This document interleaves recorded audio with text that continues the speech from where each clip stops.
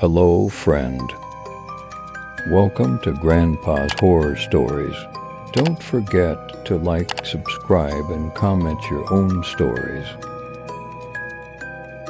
When I was around 10 years old, my little sister was 6. And as a 6-year-old girl, she was obsessed with dolls as many are.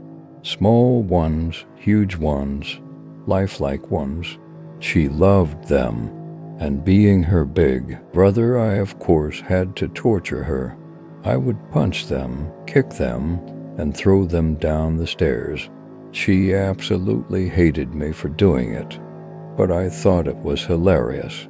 "Don't you dare touch my dolls, you're hurting them," she used to say. "Dolls don't have feelings, dummy. Get a grip," was my usual answer. Something like that. This went on for a couple of months, me throwing her dolls around and her getting mad.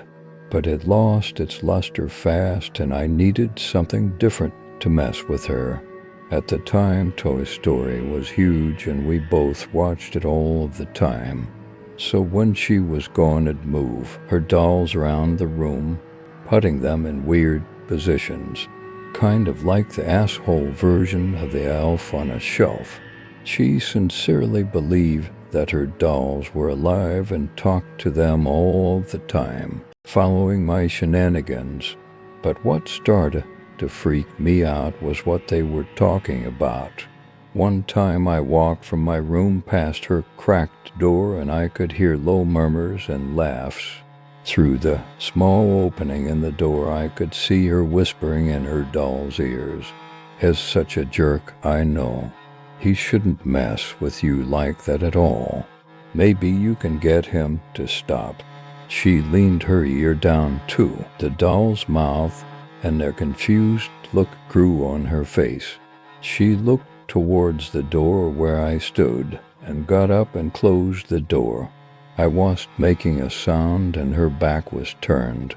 I chalked it up to pure coincidence, but it wasn't at all. As a kid, I was afraid of the dark, and still am as a 24-year-old man. I would close my closet doors every single night. The jackets and t-shirts hung in the closets looked like people standing there, and I couldn't stand it. One night I walked into my room for bed, closed the closet door, then went to sleep. In the middle of the night, I woke up covered in sweat and panting. Rubbing my eyes to adjust to the darkness, I scanned my room and noticed that my closet door was open. I sat frozen, looking at the gap in the door, trying to push down my fear and get up to close it. After what felt like hours, I got up and creeped to the door. As I reached for the handle, something fell and rolled out of the closet. I yelped and ran back to my bed, pulling the covers up to my eyes, and stared. A plushy toy with a head full of fake curly hair stared at me face up. It was one of my sister's dolls. I was immediately furious and ran into my sister's room and shook her awake. "Stay out of my room, Jessica, or else your doll gets it." I threw the doll on the floor and stormed out of the room as she looked at me confused. She shrugged her shoulders and went back to bed. The next night, my sister was over at my grandparents', staying until the next morning. I closed my closet door, snuck into bed, and went to sleep. I awoke in the same fashion, sweating and panting.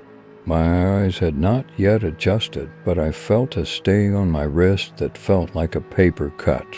I reached under my blankets and noticed that my arm was sticky and hot to the touch. As my eyes adjusted to my room, a shiver went straight down my spine and into my crotch. Not proud of this, but I pissed the bed. Not only was my closet door open, but the doll was set directly on my desk facing me. I cried silently to myself to not wake up my parents. "Please, I'm sorry. I'll never mess with you again. Please just leave me alone." I walked over to the doll and noticed red on its fingers. I looked down at my wrist and noticed small scratches going up the length of my forearm.